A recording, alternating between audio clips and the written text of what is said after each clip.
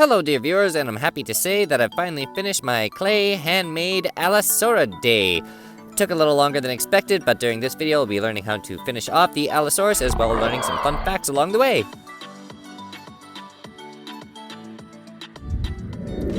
Hello everyone, hope you're all doing well, and thank you for tuning into Moose Motion. Be sure to like the video if you enjoyed the content, comment below what you think, share with your friends, and perhaps consider subscribing if you're new, and be sure you have your post notifications turned on so you don't miss any of the new content. Anyway, thank you for your support, it's highly appreciated. So during part 1 of this dinosaur project, we first made the armature doll skeleton, and if you haven't seen that, be sure to go check that out, so that way you're not too, well, out of date when it comes to the Allosaurus project here. Now, during that video was more of a clay tutorial because I figured that would be a little bit more important considering we're making, well, the base frame or the skeleton of the armature doll, which happens to be probably one of the more important parts, obviously, of the build.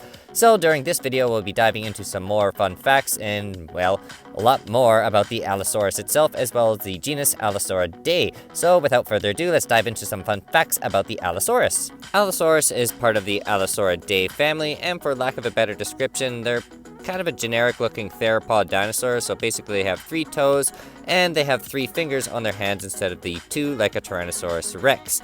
And well, another thing, their size comparison definitely is nowhere near Tyrannosaurus rex. However, there is some members of the Allosauridae family that did get that big. We'll cover those stats later. There will be some relapse during this video, but not too much, just enough to kind of cover what we need to know basically. For example, the timeline here, we're obviously going to quickly cover that topic again. Allosaurus lived in the late Jurassic between 155 to 145 million years ago. Other dinosaurs Allosaurus lived in that time period with would have been sauropods such as the Brachiosaurus, Apatosaurus, and Camarasaurus, and other herbivores it lived alongside with include Dryosaurus, Nanosaurus, Camptosaurus, and Stegosaurus. Allosaurus preyed on a lot of these herbivorous dinosaurs, Stegosaurus in particular, as well as a lot of large sauropods. And there's lots of fossil evidence with, well, varying tooth marks from Allosaurus, as well as some of his Allosauridae family members. For example, Carcharodontosaurus, hopefully I'm saying that right, and Giganotosaurus, which is made popular by, well, the new Jurassic Park World Dominion movie. And, well, those are 2 famous, obviously, dinosaurs known for being quite large, and in particular, Giganotosaurus is quite a bit bigger than Tyrannosaurus rex. However, the bite force and various other stats weren't quite as impressive, but that's a completely different topic for next time, or a different video. Maybe a Giganotosaurus would be in the future. That'd be a pretty cool project. Hint, hint, wink, wink. Anyway, those 2 large theropod dinosaurs were assumed to be, well, fairly active predators, in particular preying upon a lot of the large sauropods during that time frame. And there's also lots of fossil evidence of sauropods having varying different tooth marks from Allosaurus himself, so it's thought that Allosaurus could have been also one of these, well, contributors to eating large sauropods, which it had a few different hunting techniques which we'll go over right now, and that could be slightly controversial, and I have my own theory kind of on that one, so we'll dive into that topic right away. Now, Allosaurus had quite the arsenal inside its mouth. It was armed with 70 razor-sharp teeth designed through ripping and cutting through flesh, not compared to Tyrannosaurus rex, who basically had like a railway spike designed to pulverize just about anything it went through. And on a quick side note, Carcharodontosaurus, the name that I'm not too sure I'm properly pronouncing, its name, at any rate, means shark-toothed lizard or sharp-toothed lizard based on its teeth, and Allosaurus had very similar teeth structure in comparison to that large theropod as well. And seeing how I'm on the topic of defining names, or big messy Latin dinosaur names in particular, Allosaurus means different lizard. Now we'll cover more about the actual hunting topics and the possible controversy that I could be causing here. Unfortunately, there's some, well, doll drama here that I'm not too proud to admit. Unfortunately, there's some repairs that I had to do here, and, well, the thumbs and the fingers in particular were a big problem.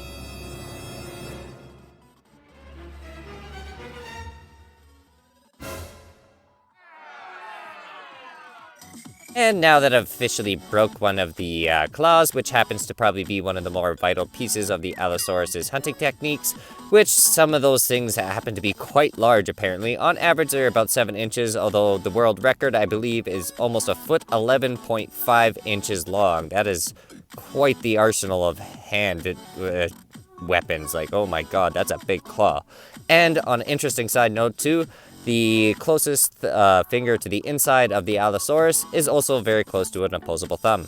Now we're going to go back to the topic of its, well, arsenal in its mouth. With 70 razor-sharp teeth, there's a few different hunting techniques that it could have possibly used with that, given that its jaw hinge essentially could open up to 79 or even 92 degrees. That is ridiculous. That's borderline almost like a snake if you really think about it, but obviously couldn't dislocate things quite like that animal. Now, I do believe I kind of covered the first scientific theory about how Allosaurus would have hunted using this essentially gaping open jaw with that ridiculous angle.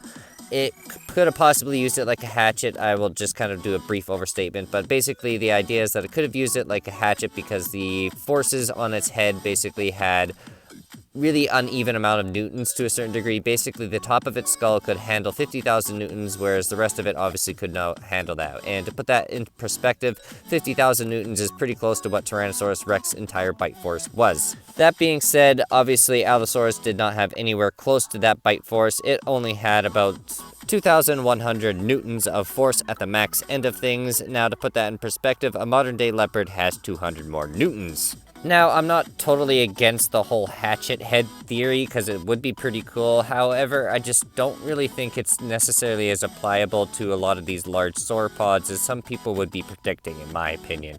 Now, I will admit, I'm by no means a paleontologist. I'm just a avid dinosaur nerd, but there's some things that I learned kind of going over the Allosaurus itself that I kind of found a little bit controversial, so I decided to, perhaps throwing my own theory out there is not such a bad thing, and what I think is probably the most likely scenario for how this thing was using its head, more or less. Now, given the high uneven amount of Newton force distribution on its skull, essentially, my opinion is that it probably would have used its skull kind of like a hatchet, perhaps on some of the smaller prey that it would have been hunting, more or less just kind of going for the neck or the throat, just delivering one massive crushing blow, essentially just paralyzing the thing on one strike and just not really having to spend a whole lot of energy on something that's really not going to, well, provide you with that much sustenance in the long run. And there is one other hatchet head theory for more or less how it could have been using this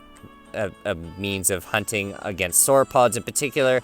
It's thought that it could have been essentially a meat harvester, so it basically would have been ripping off large chunks of flesh off these sauropods and then just kind of running away eating that chunk. Now, I personally don't think that that would have been very liable, because if you look at the angles that these things would have been smashing its face into, these giant, 100-ton sauropods, it probably would have been breaking a lot of things. And, if you're using this as your most important tool to eat and hunt, it's probably not a good idea to be smashing it into these giant sauropods, in my personal opinion. Now, some of you might be at this point of the video saying, hey, later on you mentioned there was fossil evidence of Allosaurus itself feeding on sauropods, so what's with that stat? So, it is commonly known that, yes, Allosaurus was eating these large sauropods. However, there's a different technique that's also mentioned about hunting for these things, but is nowhere near as popular as far as I can understand, unfortunately.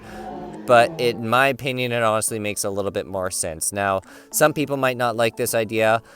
I'm on the side of Allosaurus perhaps being a little bit more of a scavenger as opposed to an active hunter. Now, it probably was both more or less an opportunistic hunter, obviously, but given that there are these large sauropods with not a whole lot of things eating them, and obviously they're going to get, old or die of disease or various other things that happen in nature, and it's going to need something to eat them. So my opinion is that Allosaurus was a bit more of a scavenger, more or less, eating a lot of these big giant dead carcasses just laying around. Now, the reason I'm more or less on the side of this theory is because a lot of Allosauruses apparently have been found with essentially a lot of high stress fractures in their foot. So it's assumed that the Allosaurus would have been basically stepping on this carcass and then biting down on it and pulling up with its head, pushing on it with its foot, causing these, small fractures or stress fractures in its foot, essentially. So that would account for, the high number of newtons on the top of its skull, kind of doing this hook and pull technique, and the foot, which obviously also has the fossil evidence of these stress marks or stress cracks, essentially. So that's the reason I'm more or less on that side of things in comparison to it being a hatchet head hunter. Now, that all being said, I'm not entirely sure what the fossil evidence of the sauropod look like, more or less what the damage on the bones is, whether or not some of these wounds were known to actually heal over time in comparison to, say, something being, well, obviously post-mortem. So that's one thing I should probably mention, that I'm not entirely sure what that fossil evidence entirely entitles. But I kind of just figured that, this is a well-known hunting technique that is discussed among paleontologists, and that's what I'm going to kind of more or less pick my side of things on, is that it probably would have been using this hook and pull while pushing on its foot, more or less. On an interesting side note, I even went as far as looking up how vultures essentially eat carcasses, because it's obviously widely known that vultures are primarily surviving off a lot of dead things and are scavenging a lot of the time, and I kind of, was figuring, hey, I kind of remember them using their similar technique that is assumed that the Allosaurus did, where essentially they're putting their foot down on this carcass and then just kind of going to town and ripping it to absolute shreds. So yeah, that's the reason I'm kind of on that theory, because it's kind of seen in modern birds, which is also widely known that technically birds are also dinosaurs now. That being said, unfortunately, our feathered friends are nowhere probably near as terrifying or as cool as the dinosaurs, but it's also widely known that a lot of these dinosaurs actually had feathers now, and one thing I kind of was curious about and did quite a lot of homework on and couldn't find any really a whole lot of information on, unfortunately, was the fact that Allosaurus did it or did it not have feathers, and as far as I can tell, the answer is no, although it is assumed that Allosaurus could have possibly had small proto-feathers, similar to what T.rex is assumed to have had, because, well, for those of you who are unaware, Tyrannosaurus rex technically does not have feathers either, which I've covered in other videos, and it's, well, because we found decent skin impressions of Tyrannosaurus rex, which had no feathers whatsoever. Now, back to the topic of, well, the dinosaur at hand, Allosaurus. Now, probably one of the coolest facts that I personally learned while doing research for this video was the, well, sun visor theory for the little spikes on top of its head, which I found very interesting. Now, there's a few different theories for these head spikes or crests on top of its head, one of which is basically that it could have been a display structure to attract mates, going, ooh, look at me, I have these big horn spikes on top of my head, isn't that cool looking?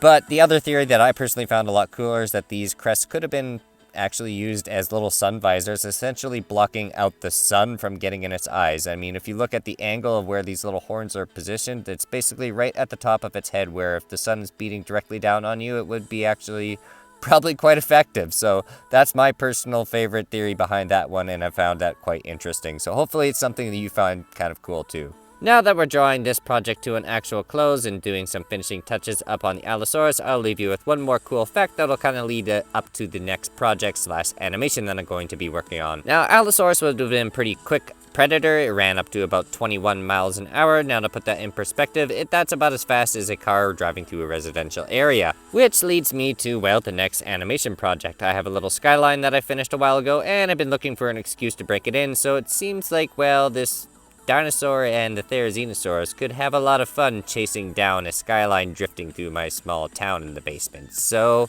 I'm going to be basically starting that project this weekend, where I'm going to be doing a quick storyboard essentially on it and kind of running through how I do my stop motion animations. And if you find that interesting, be sure to have, well, your post notifications turned on if you're a subscriber, and if you're new, be sure to, well, subscribe if you're new. Anyway, time for the glamour shots.